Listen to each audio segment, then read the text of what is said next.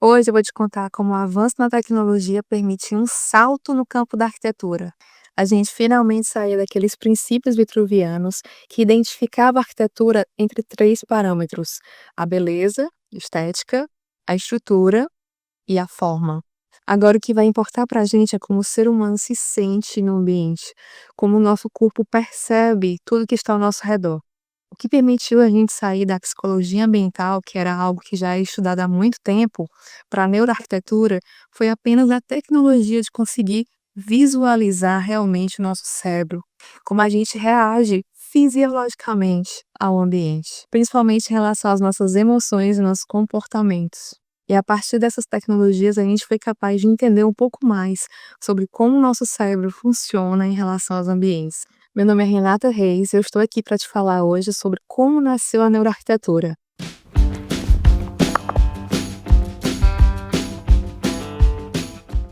Antes da gente conseguir observar o cérebro através de máquinas, já existiam pesquisadores que queriam entender um pouco mais como o ambiente físico conseguia afetar nossa mente. E foi aí que nasceu a psicologia ambiental.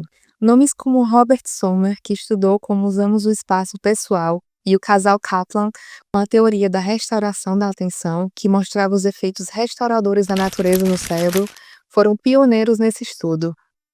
Os Kaplans perceberam que ambientes com fascinação suave, como árvores balançando com o vento, ajudam o cérebro a descansar.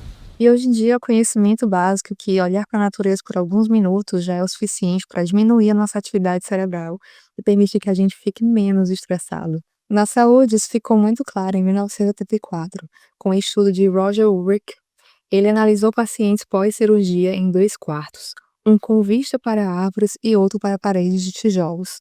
Resultado: os pacientes com vista verde precisaram de menos morfina e tiveram alta mais cedo.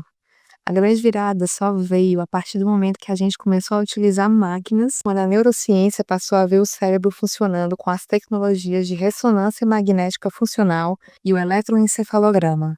Basicamente, isso permitiu que a gente conseguisse analisar quais áreas do cérebro estavam funcionando e eram ativadas dependendo do ambiente que estivéssemos. Então, foram feitos vários testes onde a gente modificava o espaço, o ambiente, a iluminação, o vento, todos os detalhes que formam a arquitetura, e identificava no cérebro, num exame, o que é que estava sendo ativado, quais áreas eram ativadas, quais eram desligadas, para a gente entender um pouco mais como funcionava. Isso permitiu que os cientistas conseguissem observar em tempo real quais atividades eram acionadas em cada área do cérebro de acordo com o ambiente ou local.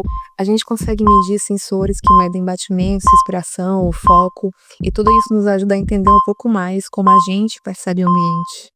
Em 2003, nasce a Academy of Neuroscience for Architecture, ANFA, em San Diego. Fundada por nomes como Fred Gage, neurocientista, e John Paul Eberhard, arquiteto, a ANFA uniu cientistas e arquitetos para pensar juntos como a arquitetura pode utilizar essas evidências para produzir melhores ambientes para as pessoas.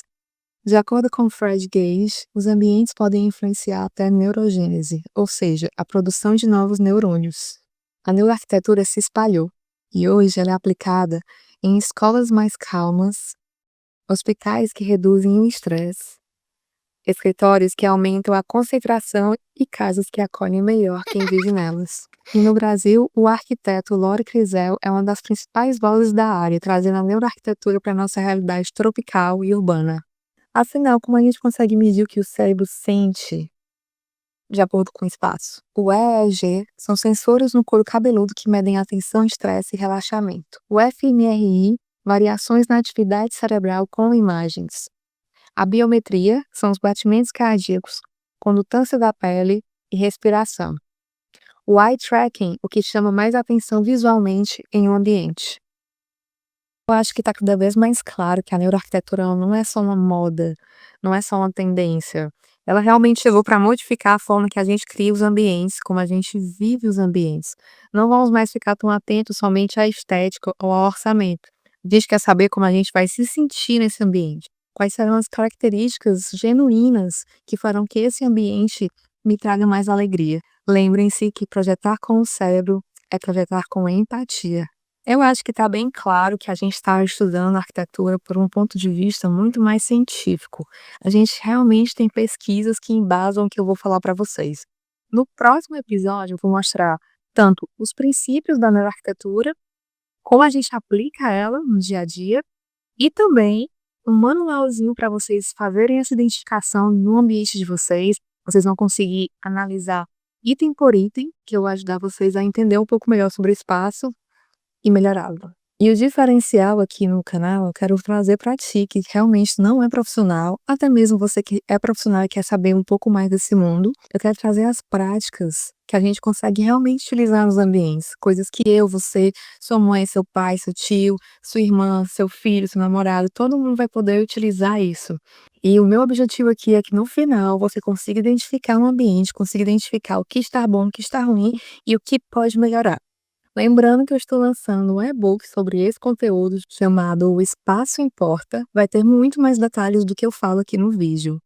E também estou perto de lançar algo que eu estou assim muito orgulhosa, que é basicamente Os Estilos Falam. Eu vou utilizar os princípios da neuroarquitetura para avaliar todos os estilos que eu identifiquei como sendo os mais importantes da nossa história. Eu dividi por continentes e por épocas, então é um e-book assim rico,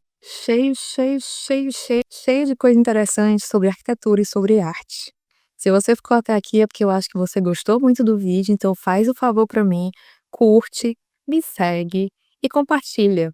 Me deixa aqui embaixo também uma sugestão de algo que você quer ver por aqui. Beijo.